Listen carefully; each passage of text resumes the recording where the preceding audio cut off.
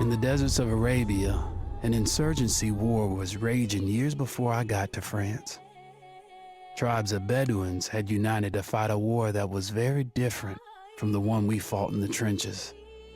Using small mobile units, they challenged the might of an empire, and they were rallied around the ideas of a single, influential warrior. Ideas of freedom and change.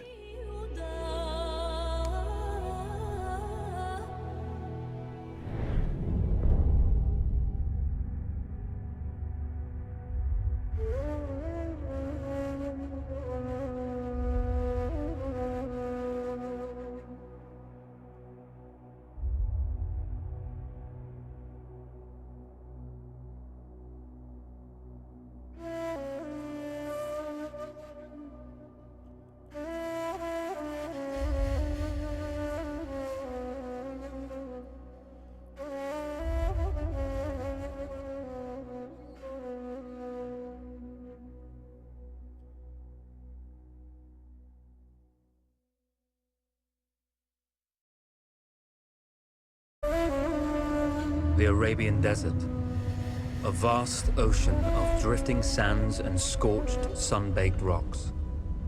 Beneath these endless dunes, oil, the lifeblood of our new mechanical century.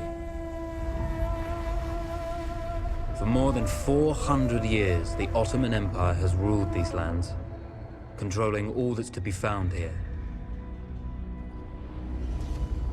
But the Ottomans do not rule unopposed. Small bands of Bedouin rebels have united to overthrow the empire. They strike without warning and then vanish into the desert. Fighting alongside them is a lone British officer whose exploits have earned him wide renown. The world has taken to calling this man Lawrence of Arabia. In the desert, you rely on good planning, but you also hope for a dash of luck. And luck was with us when we learned of a recently derailed Ottoman train carrying a most interesting piece of cargo. A small patrol had joined the Ottomans who survived the crash. Together, they guarded the wreckage and waited for reinforcements.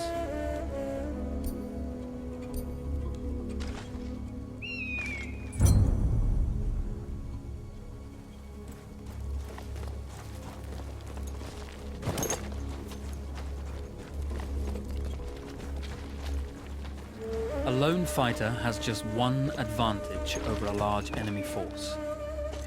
A lone fighter can move unseen.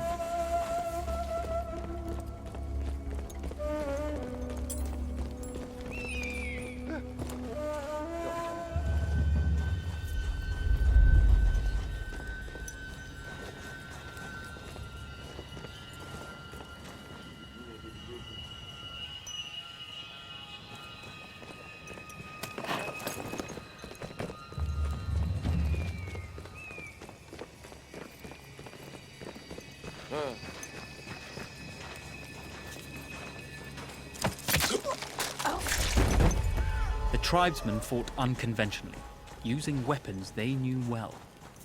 Endurance, individual intelligence, and courage were their primary assets.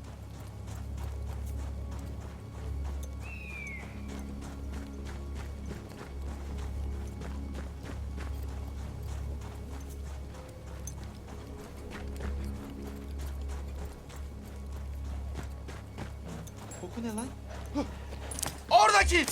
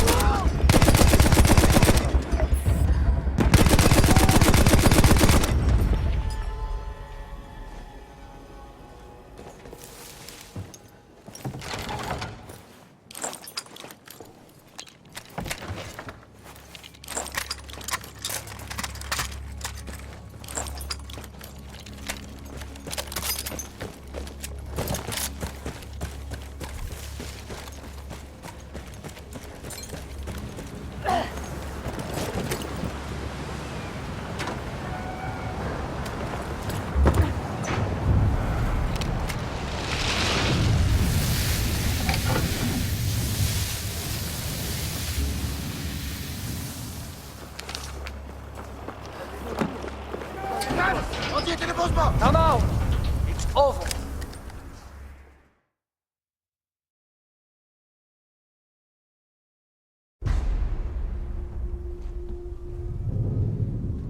Well, you did not think we would be fast enough to catch you here, did you? Lawrence of Arabia.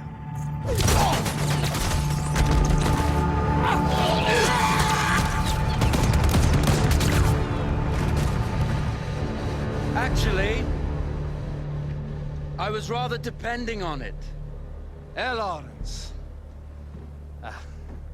Well, this is very clever. Now the hunter becomes the hunted. So who might you be? How enchanting you are, my dear. Ahmed. I'll show you enchanting. If it weren't for you, I'd be free. Free, is it? You'll be free when you're dead. And I'm happy to tell you, the Empire intends to grant you all this freedom very soon. Even now, an engine of destruction scours this desert, obliterating your allies, your families, your homes. Soon there will be nowhere to run. Nowhere to hide. Soon all that you know, and all that you love, will be ashes. You will all be free to die. Oh. Ah, you animal! Zara.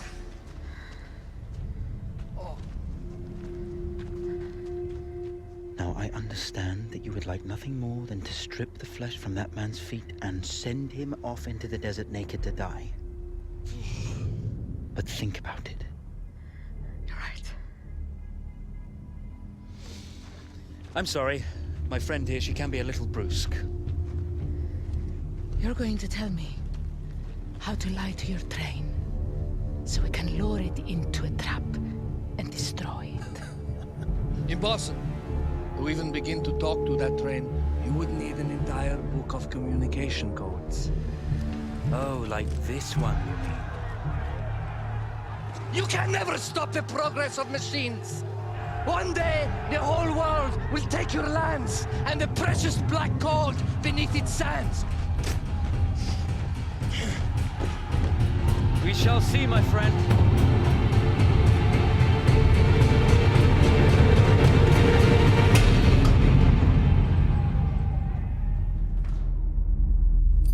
Of course, obtaining the codebook was not enough.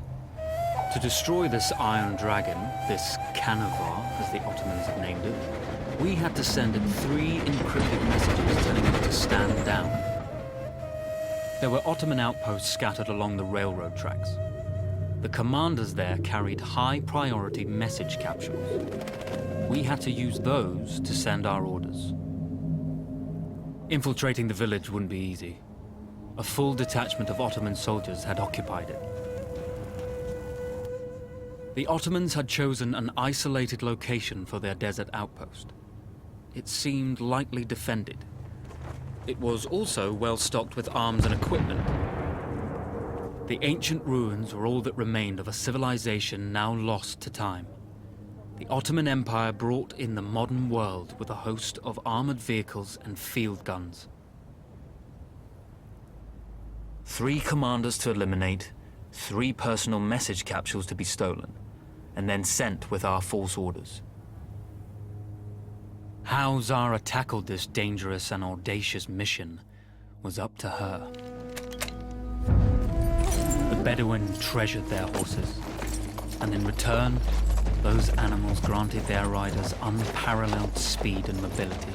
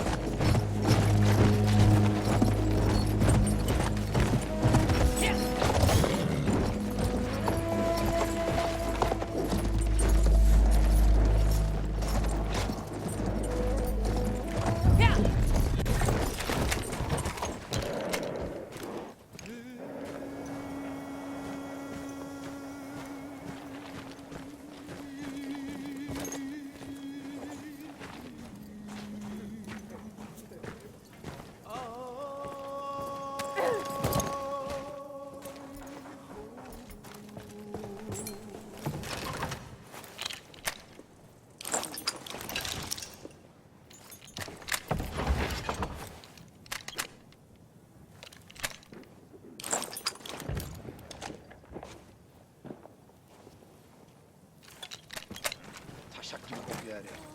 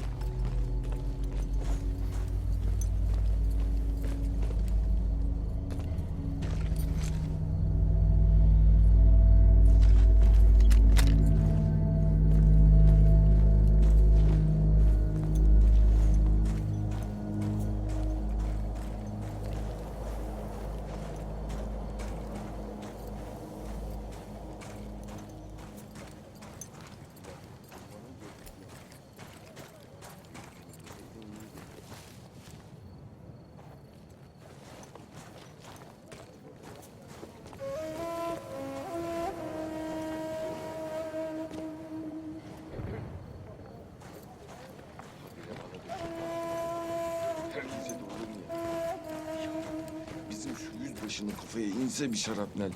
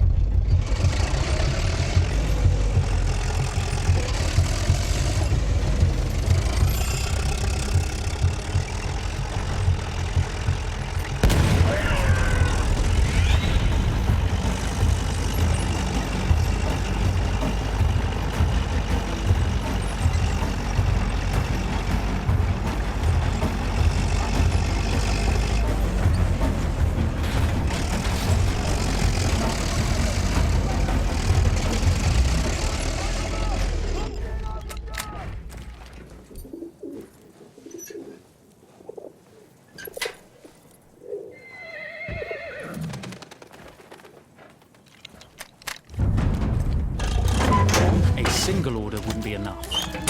Ottoman protocol required the message to be received in triplicate before the train would acknowledge it as genuine.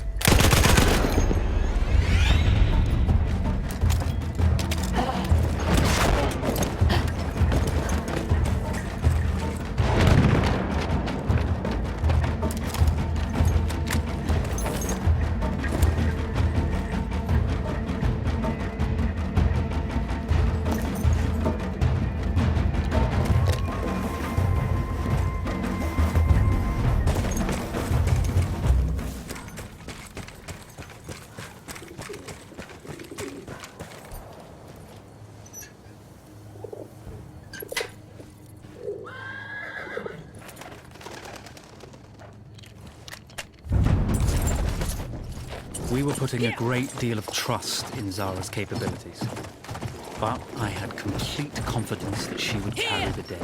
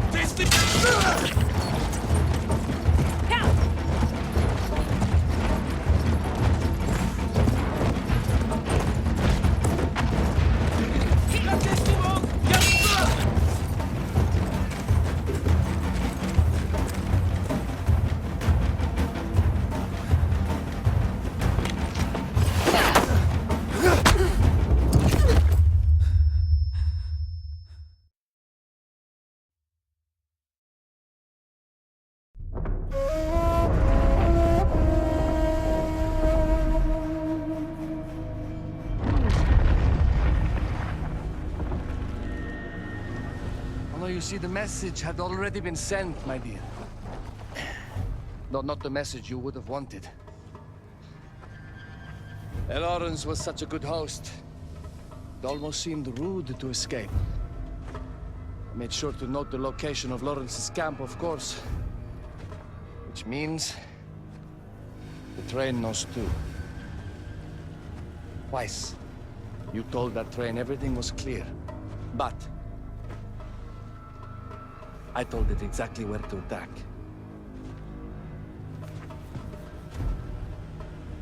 The beast has your scent, my dear. And it's coming to slaughter you and your little band of rebels. First, the firestorm from the cannon. Then, up close with the troops to slaughter any survivors.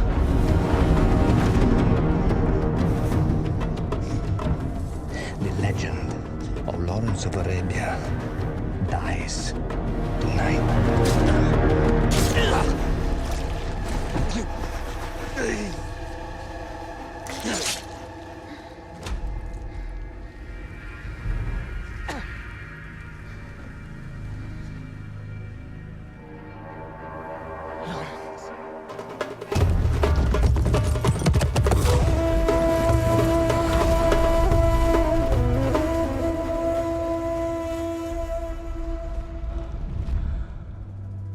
You slipped away just in time.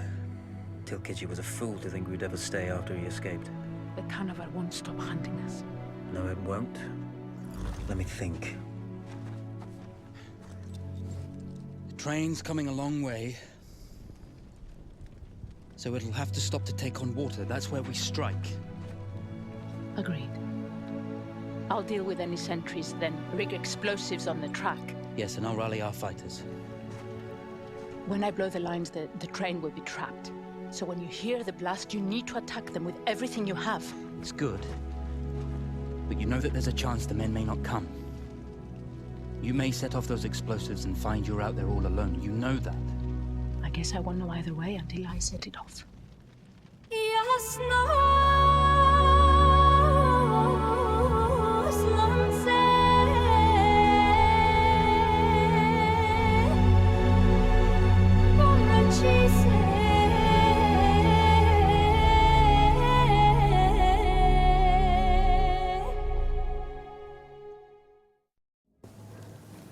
Man makes plans, and God laughs. As it turned out, the small town where we would ambush the train had a significant enemy presence. Those troops would have to be dealt with before the explosives could be set.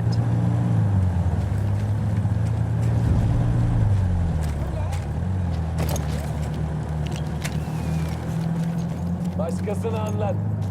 Benim sikimden aşağı Kasımpaşa. Bilmem anlatabildim mi?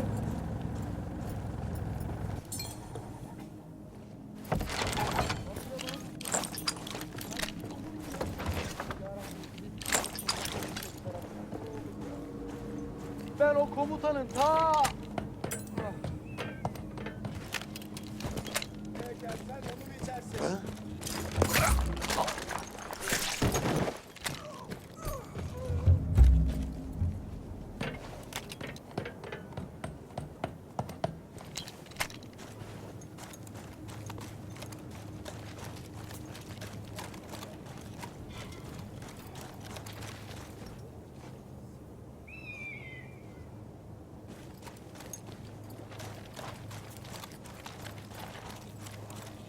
Neler geçiyor ya?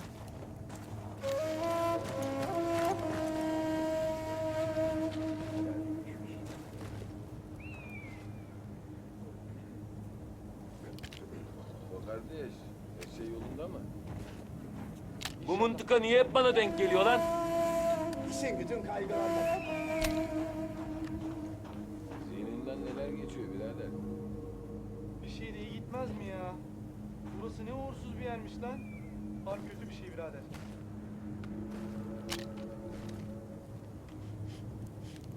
Bizim hudutlar fazla ilgin, ondan olur. Tedbirli olmak lazım. Yoksa sonumuz Romalılara benzer. Kafayı mı üşüttün lan?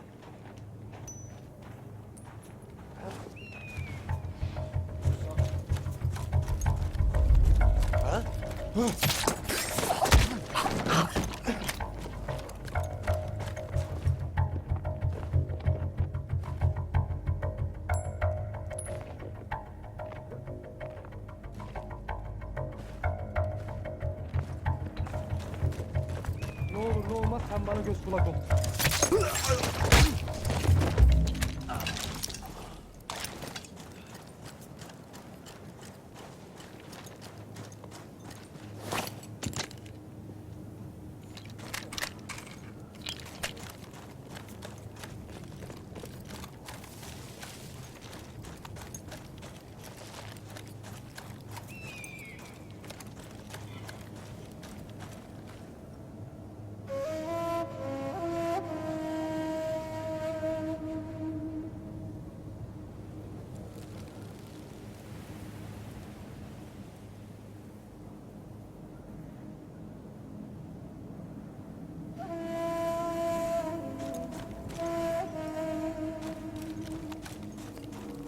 Ayaklarım buz kesti. Hep şu gavurların suçu bu hal.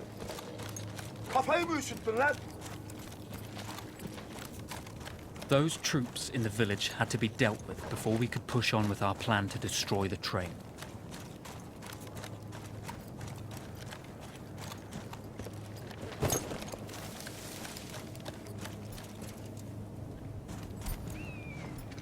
Ulan bütün hudutlara çekeceksin bir duvar. Sonra hiç böyle uğraşmayacaksın.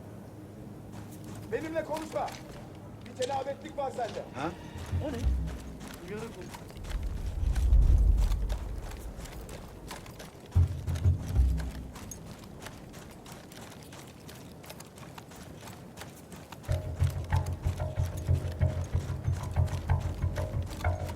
Nasıl gidiyor? Siktir et birader.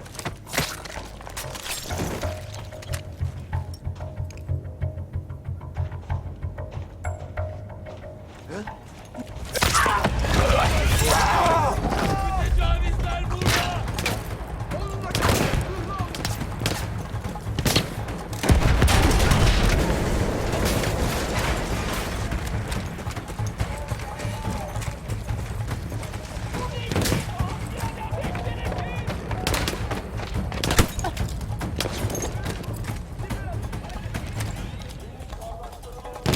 Şu tarafta. Şurada. Önümde. Erkek gibi savaş.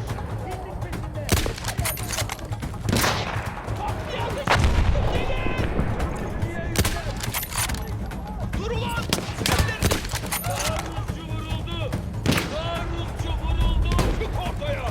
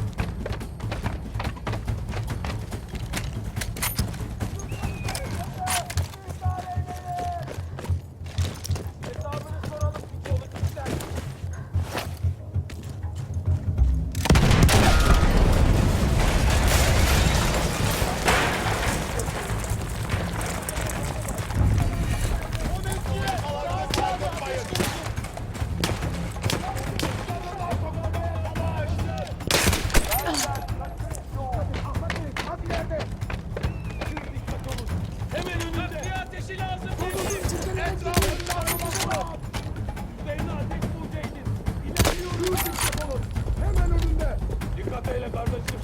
Buralarda bir yerde. Kimseye gitmeyin. Geber ulan domuz. Bizden biri vuruldu. Evladı. Bizden biri vuruldu. Helalme vaktim geldi. Benim kardeşlerimi öldürdünüz bile deyyuslar. İntikam vakti geldi. İçin dölü.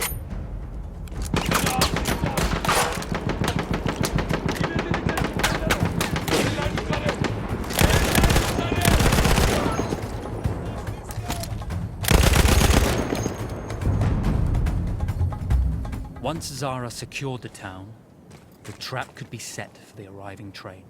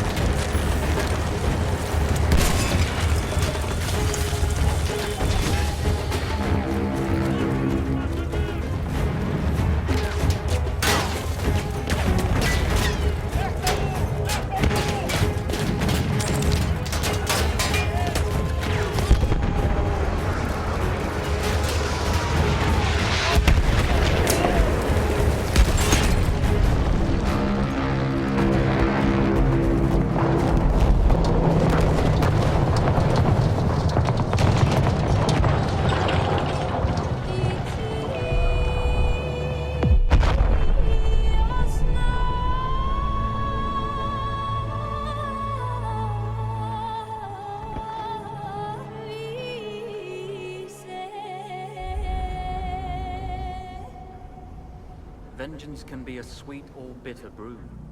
How did you find it, Zara?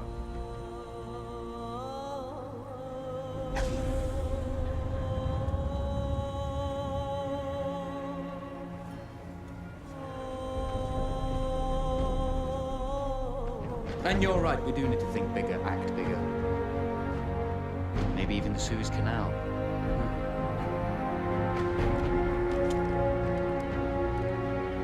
Tell me, what do you know about battleships?